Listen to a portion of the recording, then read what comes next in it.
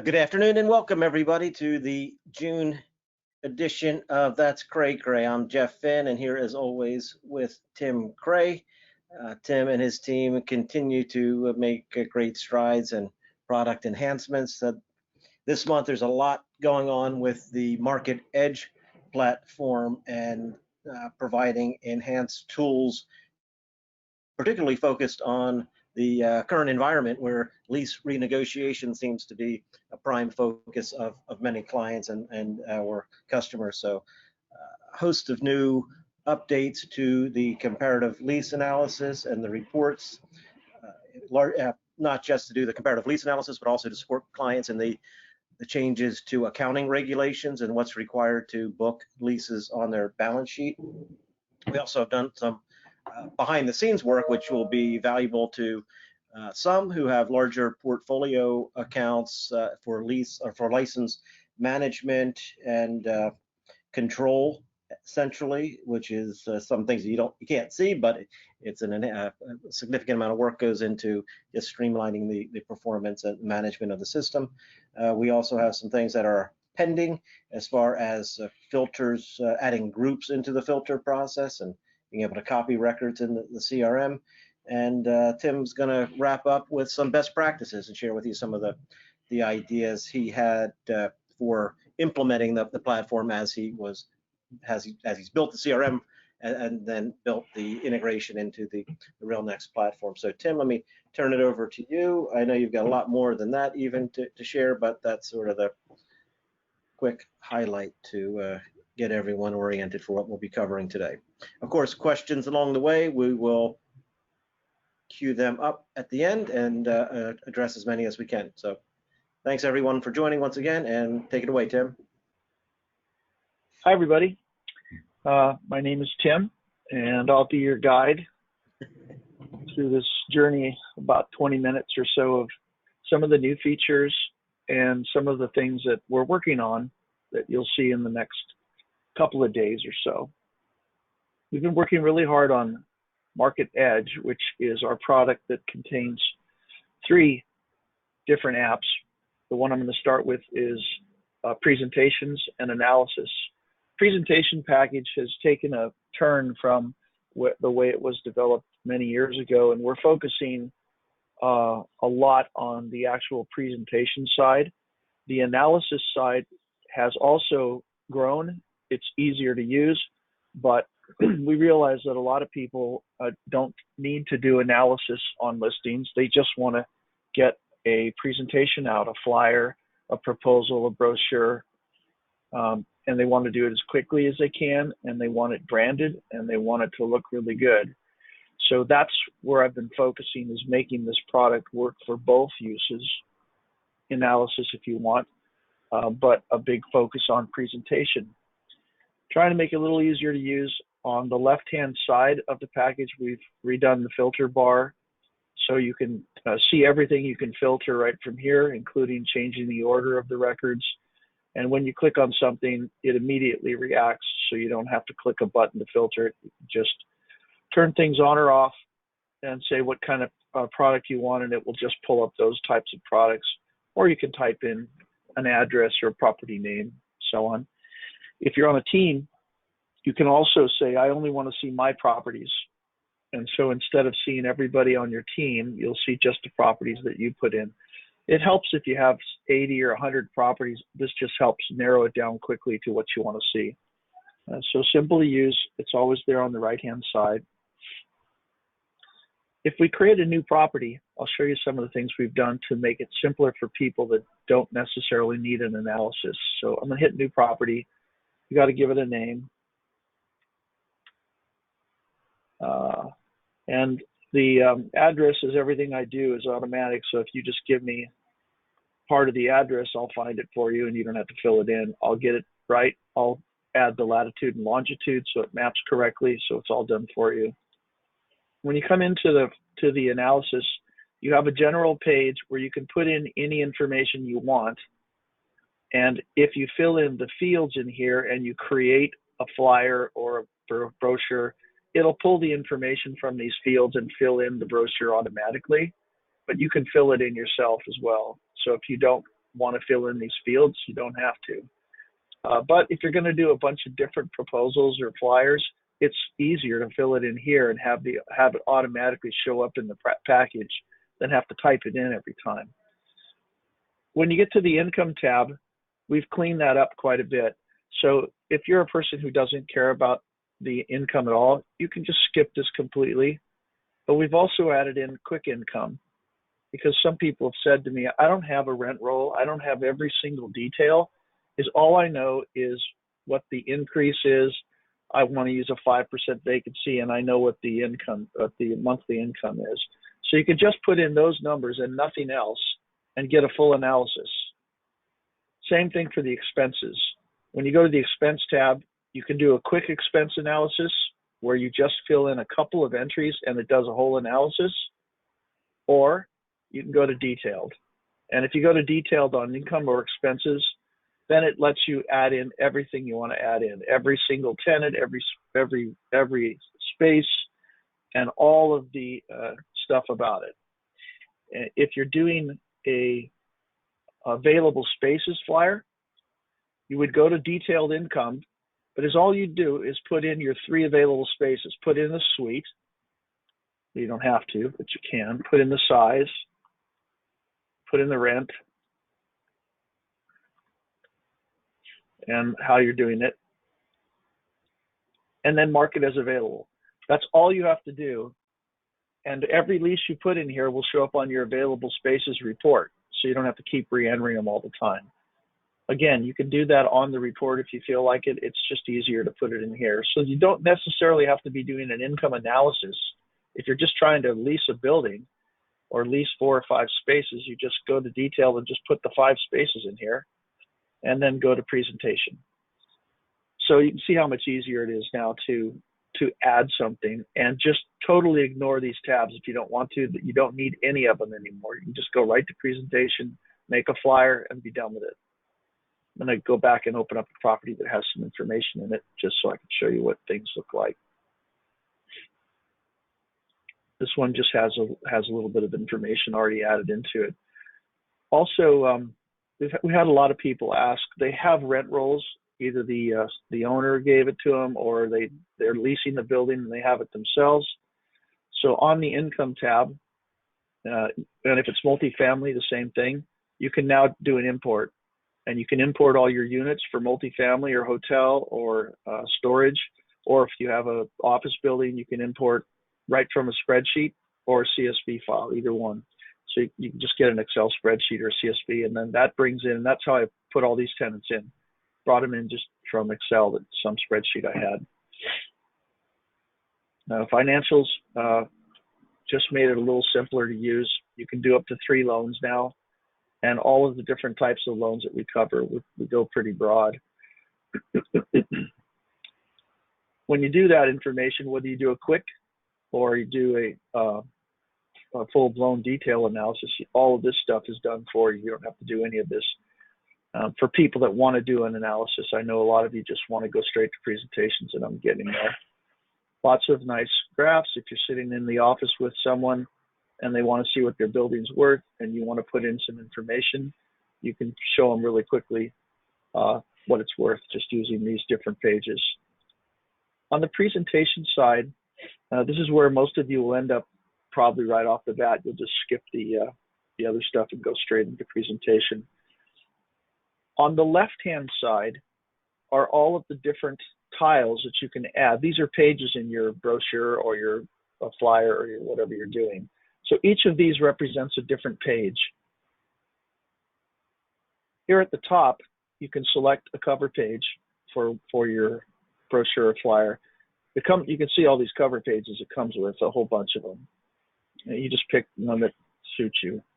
There's landscape, there's portrait. Pick any one of these layouts you want. And then once you pick a layout,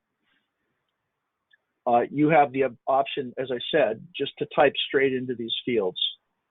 Now, it pulled these because I filled in the general tab where I said you could fill in the information here and you don't have to keep retyping it over and over. But every one of these I can change. And on some of these I typed in, they didn't even come from the general tab. We've done a lot of work on branding. Now, there are companies who pay us to create these cover pages specifically for them. I don't know if I have one in here or not.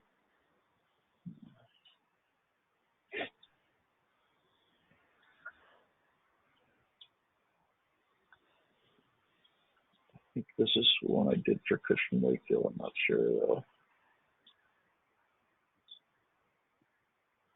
Yeah. So anyway, you can have them designed for you if you want, but what's you don't have to pay for, which you just get right out of the box, is your own colors. So every time I open up a page, that particular page will use my company colors, and they come from right here on this button. In this case, I've changed the colors on this page because my client wants some colors in there. But you notice I can change all the colors myself, and I also have a reset colors button down here. When I click the reset colors button, it goes back to my company colors. And every page in the report will be branded with your company colors, your logo, and your names. So all of this stuff is branding that happens every time I pick a cover page. No matter which page I pick, they're all going to brand the same way. They'll look different. Show you different layout. That was landscape. This one's portrait. But you can see that they keep the same formatting all the way through. So I don't have to mess with that. And as I go through these different pages, you'll notice that the branding stays the same all the time. It has a disclaimer on pages that have any information that you might be liable for, saying I'm not liable for it, and you can write the disclaimer yourself. So once you add the disclaimer, right up here under settings, your account information, you can type in your disclaimer. Then it will use that on everything you do. So it's your disclaimer, not some generic one. Just more examples of how beautiful it looks. We've spent quite a bit of time making this really professional so that you look really good, and making sure that everything stays with your colors. So you keep seeing this, whatever color that is. Let's say I make it blue, or let's make it brown so you can see the difference. So all I have to do is just go in here, and this is even, I can do it for my company. In this case, I'm just doing it for one proposal. So you can actually change each proposal to be a different scheme if you need to for some client. And now you notice that everything is showing up with this sort of a brown color. Demographics pages, you have a couple of different formats, and you can also decide what's in the demographic page. So if for some reason you don't want to include income or race or whatever, you don't want to include them, you just uncheck them right here from this edit page button, and we'll pull out all the ones that you didn't want in there, or you can add them all in. Each proposal you can set differently. So if there's some reason why you want demographics but not certain parts, you can pull them out. All of the maps are automatically generated. I didn't do this, we did it for you. They're all zoom maps, so you can move in and out. You can change them from different types right on the screen. We have about 4 or 5 different layouts of maps. Here's an aerial map that does 3D, so you can get in and see the building from the side if you want to. And then if you do decide to do some sort of analysis, all of this was automatic. I didn't do any of this. I did have to enter in the tenants and the expenses, but it generated all of this stuff for me, which is pretty nice if I'm trying to impress somebody trying to sell their building. Notice all of the graphs now are using my colors, my branding. In the previous ones, they were kind of like a carnival. You had a bunch of colors. But if I change my color scheme again, go back to my turquoise, you'll see all of the graphs automatically change to my colors. So everything looks like it was made specifically for my company, not for somebody else's company, and I'm just using it. Really pretty cool stuff. And if you want to, you can send this to the web under the publish button. And by hitting preview, you can send it to the web, and then you can give people a link and they can see your package. Coming next week, you'll be able to add it to a deal room. So if you've created a deal room right from this property, You can say add to deal room, and whatever package you've produced will just become part of your deal room, and you can tell it what level of access they need to see it. You can email it.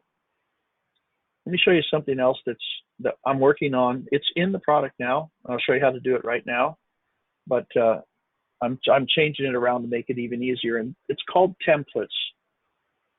It's going to be changed to layouts, and the layouts will be right here, right above add report pages. There'll just be a drop down with layouts, and you'll be able to click it and immediately change the layout without going through any buttons. But right now you can do it. Here's what it's useful for. I've got this particular layout, these tiles you see, but I can go to templates and I can say, I want to change this to lease versus buy. So let's say I have a tenant, a single tenant that's in a building, and he's looking whether he wants to lease it or buy it. So I've created a lease versus buy template, and that just means the tiles are going to change over here. And I'm going to say load it. And you notice all the tiles change for me.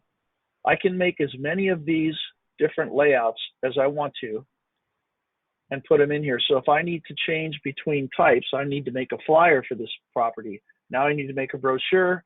Now I need to make a listing proposal. And now I need to do an analysis proposal. Is all I do is go to templates, pick the one I want, and say load it. And if you can imagine this, I don't know if you can, but try. If you can imagine, this button here is going to move right above the add pages here.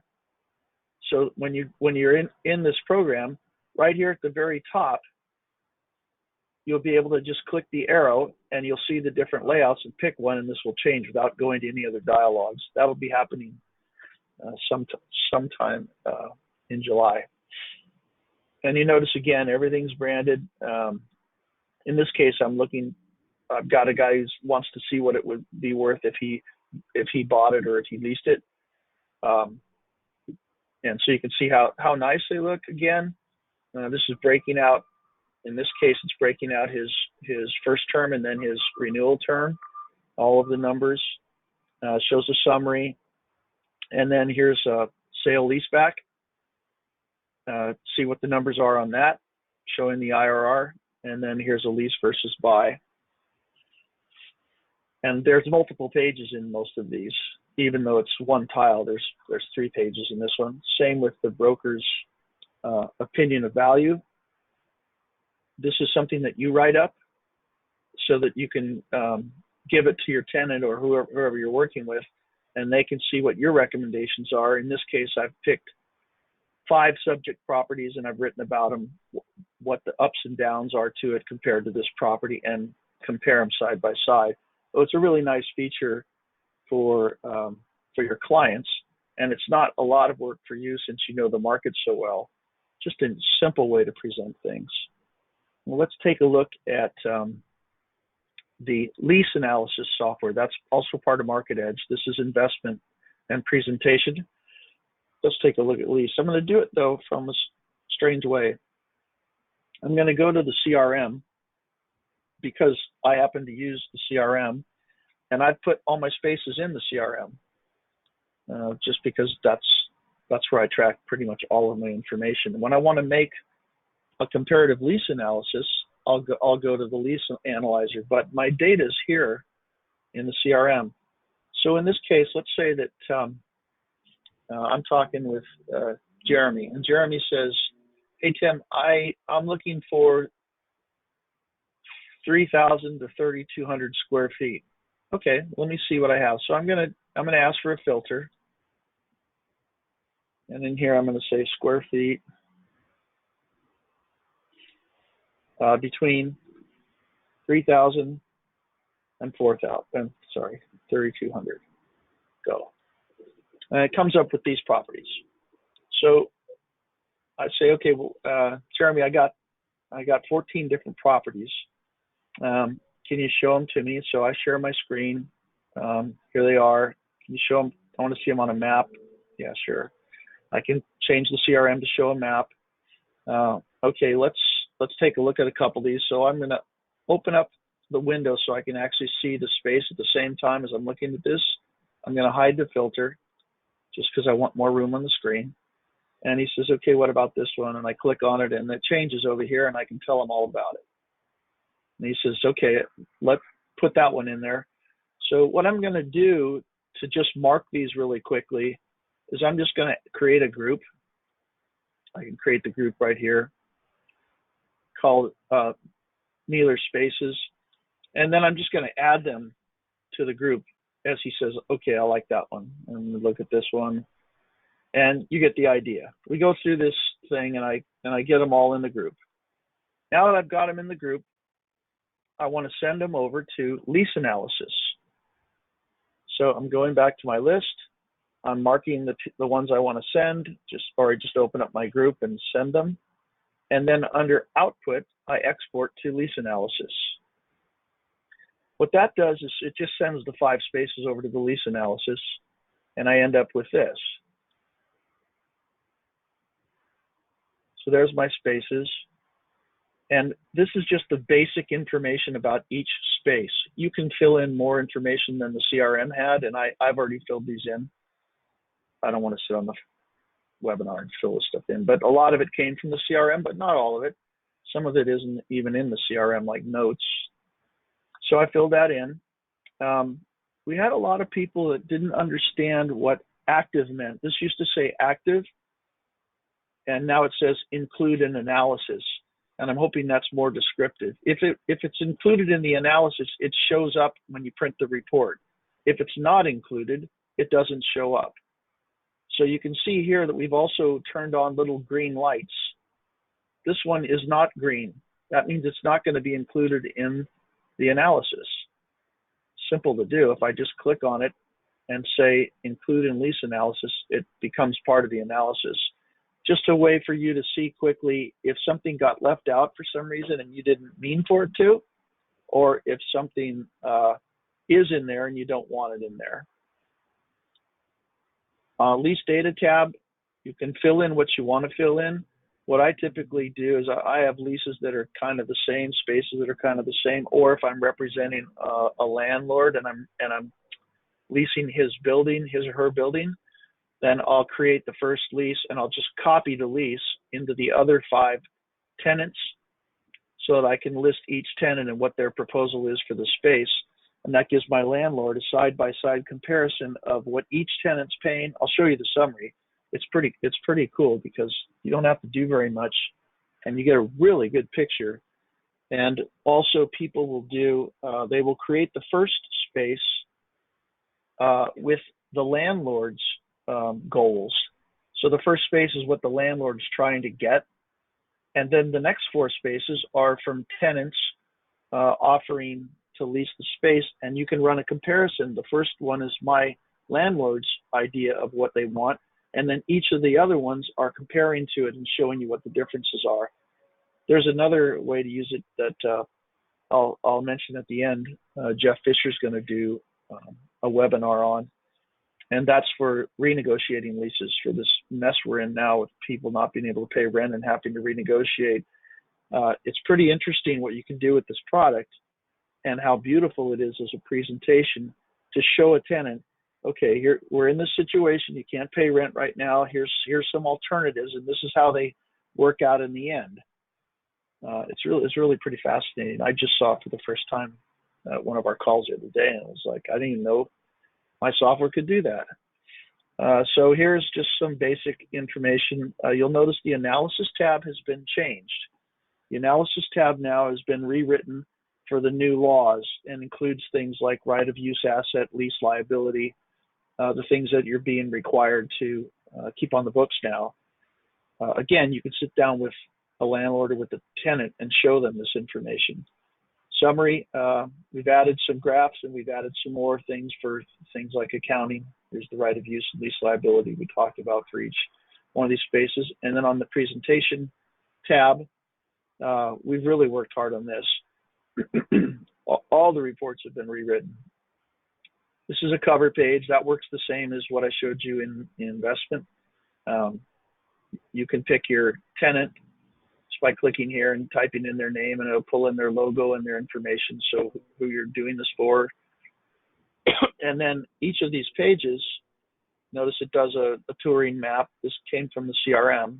I didn't actually make this map. It just came in automatically. The summary shows you each space has its own page, or each tenant, whatever this is. So each one of them has a complete breakdown of what they're paying, who they are, that kind of information. Looks really nice. Cash flows, monthly accounting, that's a brand new one, just from the new things that have come through. The maps were all generated automatically. Once again, you can move these maps around, you can change them. You can also, if you don't want to use the map that we created, you can say use my image, and it will ask you for your own image that you've created. You can change the information, so I don't have to call it map. I can change it to something else. Aerials are just the same thing. It's just close-ups of a building. You can see how nice 3D is now, and you can get in as close as you want or zoom back out again. All of these, again, are using your company colors. So this is all branded.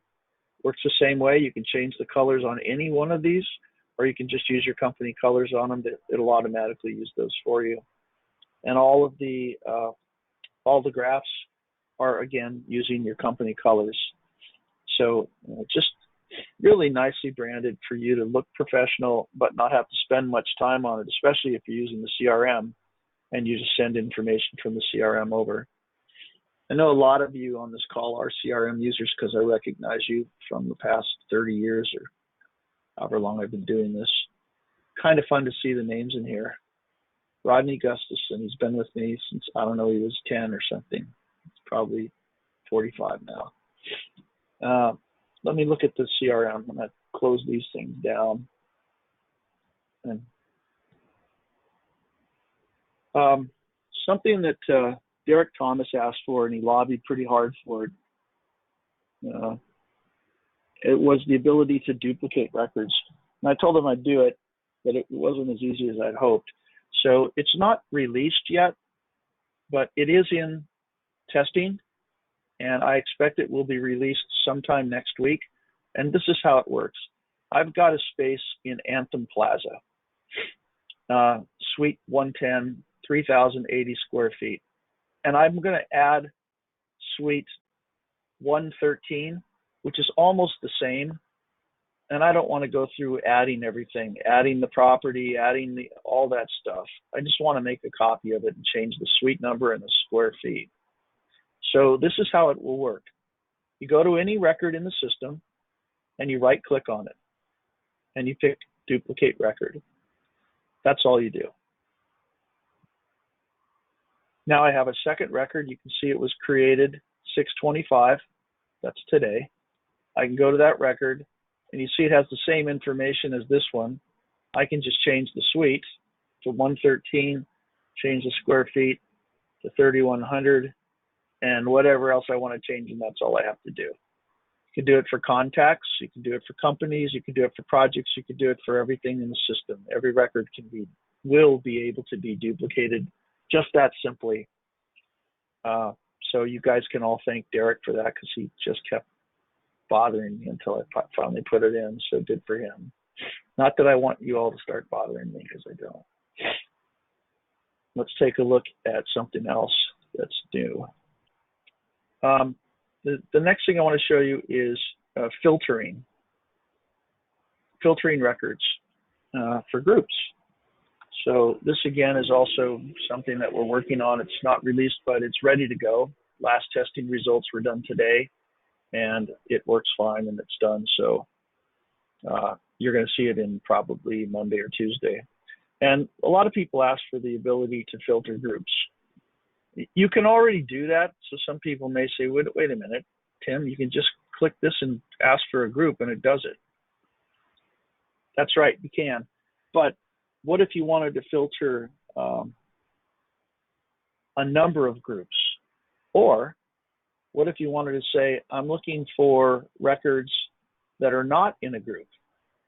So let's make a group. I'll show you how to make one, and then let's filter. First thing I'm going to do is I'm just going to ask for investors. Okay, so it's just pulling up people that are investors, and now I'm going to add those people to a group. Okay, new group, investors, their contacts, add them. Okay, so now I got a group called investors. I'm going to add another one called tenants. Group can be anything. I'm just doing this because it's easy for me to find investors and tenants. You would have groups for all kinds of different uses. And at the end of this call, when I show you how to do prospecting, we'll be using groups. Add a new group, tenants, and add to contacts. Okay, so let's go back in and let's make sure that my groups worked. I'm going to ask for investors, and it gives me 44. I'm going to ask for tenants, and it gives me 41. Great. I have a total of 167 contacts. Now I want to do a filter. This isn't enough for me. I want to see everybody that's not in the investor group. Okay, well, you can't do that, Tim. Yeah, you can't. You can with this new version, because I can go here to filters and say show filters, groups, and there they are. I can say is a member of or is not a member of. Is not a member of investors. Go. So out of the 167, 123 are not in investors. Ooh, that's kind of neat. Okay, I want to see everybody that is not an investor, or, so I'm not going to say and, I'm going to say or, which means it's either. Either they're not an investor, or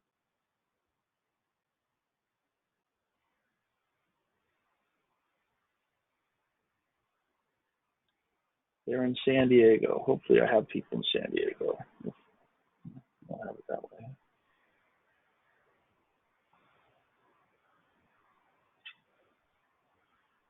Great.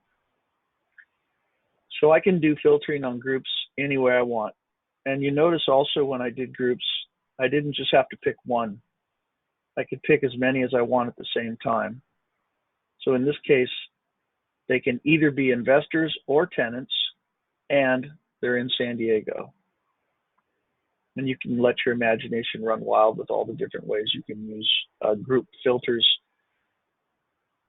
That I expect will be out the end of next week. Or no, I'm sorry, this one's done. I expect this will be out Monday or Tuesday, and the copy feature will be the end of next week. Both of them have been really highly requested things, so I can hear people clapping out there saying, finally, took you long enough. All right, let's go to production. So here's the way I wanted to do prospecting. I had so many people in my database, and I only wanted to call a certain number of them. So let's pretend that Guy Livingston calls me and says, hey, I'm looking for medical office. I want to buy medical office. Okay, so I'd go into my program and I'd say start by filtering. So I'm in contacts and I'm looking for a buyer for medical office. So I go ahead and query my contacts for buyers of medical office. Okay, so the first thing you want to do is you filter, and I'll leave that step out, but you know how to filter in the CRM. In my case, I filtered for buyers looking for medical office, and it gave me back 68 people. Here's the important part. I want to put those people into a container. So if you think of a container like a plastic bin, I have 2 plastic bins. They're both empty. I'm going to create those bins now in the CRM. So up at the top, Jeff, under Tools, you go to Groups and add a new group.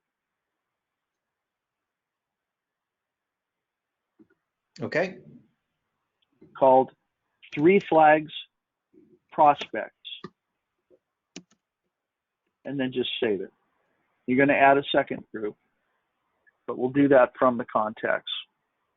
Okay. That first group is what I want to end up with. That's an empty bin, and what my goal is to have that filled with prospects.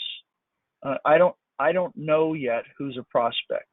I've just got a list of people that I suspect are interested, but I don't know that yet. So what I'm going to do is I'm going to end up putting these people into the prospects bin if they're interested. Okay, so that's think of a group as just a container. Now in the contacts, Jeff, if you go to the button at the top of the contacts that says add to groups or just groups, there's a menu on that that says add to group. Yep. Add to group and just take everybody, and it'll show you the groups, and you'll have, I don't know how many groups you have, but you'll have at least one. Yep. We want to add a new group. There you go. Called Three Flags Suspects. Now these people in my list are the ones that I think are interested in buying medical office, but I don't know that yet. So when you add that, you should get an option to add all the people to the group. Done. Okay, so now Jeff's got a group called Three Flags Suspects. So if you now, let's say it's tomorrow, and you come in, and you and your helper, what do you call helpers? Whatever they call them nowadays. Team member. Okay, that's something like that. No. So I say, okay, we're going to start calling people. Well, how do I know if you've called them or not? Well, it's pretty simple. You start by setting the group up. You go to the top where it says groups, Jeff, and pick Three Flags Suspects. And it should return however many people you put in there. Yep. Great. Are you in list view, or which view are you in? I'm in split screen. Okay, great. So you start at the top, and my other person starts at the bottom. So he's working from Z backwards, and I'm working from A forwards. So we're not going to touch the same records for a little while. You call the first person in the group, and on the right-hand side of the split screen, you should see their name and their phone number, and under that, the groups they're in. So do you see Three Flags Plaza Suspects? Yep. Perfect. I call him, and he says, I don't want anything to do with that medical stuff. I'm into farms now. Okay, great. If you hit the X on the group, you'll remove him from the suspects group. Go. So what happened there, everyone, is my suspects bin just became one person lighter. And if somebody else goes in and starts making calls and opens up the suspect group, that person won't be in there anymore. So what I'm doing here is I'm either moving them from suspects to prospects, or I'm just taking them out of suspects completely so I don't call them again, or somebody on my team doesn't call them again and say, are you interested in medical office? And they say, what's wrong with you people? No, I'm buying farms. Then I would make a history. I'm not going to do that. I was just showing I'm not that. going to do that on this call. Add a history. Yep, just pop it open. But you would. Yep. You would add a history because you want your owner to see that this guy said he's not buying medical, he's buying farms. Remember, your marketing report isn't just to show them who's interested. It's to also clue them in on who's not interested and why they're not interested. This guy's buying farms. Okay, who cares? We don't care about him. Let's go to the next person. You call them and they say, to do that, I might be interested. Tim, you just link it to that project just to close the loop with the team there. Yeah. So you just add that project. If I do that, this call will go on for 4 hours. Yep. We should do a call on how to make a history if you don't know. But the next guy says, I'm interested. What's the cap rate? 8. You out of your mind? 8. No thanks. Why is it an 8? It should be at least a 10 nowadays. So you make a history on that too. That's how you start getting your owner or your tenant or whoever it is you're representing understanding where the market really is, and that they're somewhere on the outside in Disneyland, and they're the only one in the park. So you want to make sure that you record what's going on. Now, in the next person Jeff comes to, they say, I am interested, can you send me a flyer? So here's how that works. On the groups, type in 3 flags, Jeff, and you should see the group come up for prospects. Yep. On the right hand, okay, just add them to prospects and take them out of suspects. Done. Every time we call someone, we're removing them from suspects. We don't want to call them again. So what I've done in this case is I've transferred the next contact from suspects bin to the prospects bin. And now tomorrow morning when I come in, I'll have 1 prospect, which means 1 person that actually said, I'm interested. And then I'll have 3 less on the suspect side. And this is how you make your calls, and your team makes the calls. And because you're removing them from the suspect group each time you call them, they come out of everybody else's as well. So when somebody else is making calls with you, they don't accidentally hit that guy. He's been removed from the group. He doesn't exist anymore. The key is you have to remove them from the group, the suspect group, every time you call them, unless you don't get a hold of them. Then you just leave them in there because you didn't get a hold of them. And you might make a note that I called him once. And in my case, the rule was if I called him 3 times and I didn't get a hold of him, then I took him out and figured he's either watching to see if I'm calling him and he's ignoring me or who knows what. You can set up your own rules on that. But I typically would always record if I called them and left a message and they never responded, they never called back, and this is the 3rd call and enough. I got too many people to call to mess with this guy. Then at the end of this ordeal, you should end up with an empty bin for suspects. In other words, you called everybody and there's nobody left to call. And in prospects, let's say that you had 100 suspects, you have 20 prospects. That's the 20 people you start working with religiously, setting up a deal room, trying to get them to go to the deal room, get them to see the building, get them to see the space, whatever it is that you're doing. And that prospect list will start dwindling down as people bow out. And as they bow out, you take them out of the prospect list. You still have histories on them, but they just get removed from the list. And eventually you get down to the 5 or 6 likely tenants or buyers or whatever it is that you're looking for, the properties. Remember, this doesn't just work with people. This works with everything. You can do it for spaces. You can do it for properties. So if you're representing a buyer and they say, I'm looking to buy industrial in Chula Vista, I need between 90,000 and 100,000 square feet, you can create a bin with properties that fit what they're looking for, and then you can just start removing them from the bin as they fall out and the guy says, I'm not interested anymore in that one, I'll stay with these 3. So groups become a really important feature in the system. You just got to remember to clean them up. Once you're done with the group, like Jeff would be done with suspects now, he would go up to the tools menu and go to groups and delete it. Otherwise, you end up with thousands of groups that have nothing in them. And, it's like the person who just keeps everything they find, they keep putting it in their garage until finally they can't get in the garage anymore. And then they say, why do I have all this stuff? You do need to do housekeeping. It's really a great system to use if you want to narrow either properties or spaces or contacts down to a group that's really interested in your deal. And if someone new calls you, when you add them, if you just hit the new contact button, Jeff, when I add the person in, let's say they called because I had a sign on a property. When I add their name and phone number, at the bottom of that window, you'll see that we have groups right there. So in the group window, you just type in 3 flags and pick prospects. And that way he gets added directly to your prospect group without ever even going through the suspect group, because he's interested since he called from the sign.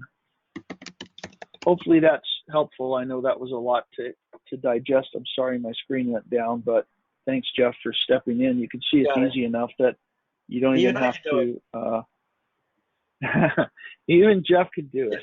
You don't have to know the program very well. You just have to follow the simple logic of 2 bins.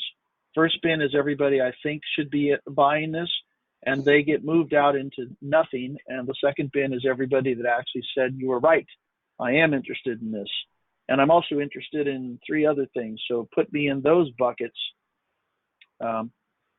Later, another call will do how to generate leads from this and make these people leads in a project, but that's too much for one call. Everybody will fall asleep. Okay, I'm tired. I'm sure you guys are too. Jeff, Excellent. it's Any back questions? to you. Thanks, Tim. Thanks, everybody. If you have any questions, chime in before Tim checks out, and we'll do our best to address any that you've got. So love the accolades. So we'll take them all day long. Appreciate it. If you have any questions, we'll give you a few more minutes to check it out. Otherwise, we'll let everyone get back to work. So it looks like you answered the questions of the day. So great stuff, Tim, as always. We appreciate it. We appreciate all of you, and wish you well. And we will catch up with you next time. Next week, remember, if you haven't seen it, we've got our COVID-19 special webinar with Dr. Norm Miller from the University of San Diego. He's done in-depth research on the impacts to both residential and commercial real estate. So really excited about what he has to say, and hopefully he'll give you some insight on how you can help your clients and help yourself in the meantime. So be well, take care, and we will talk to y'all soon. Thanks, Tim. Thanks, everybody. Bye-bye.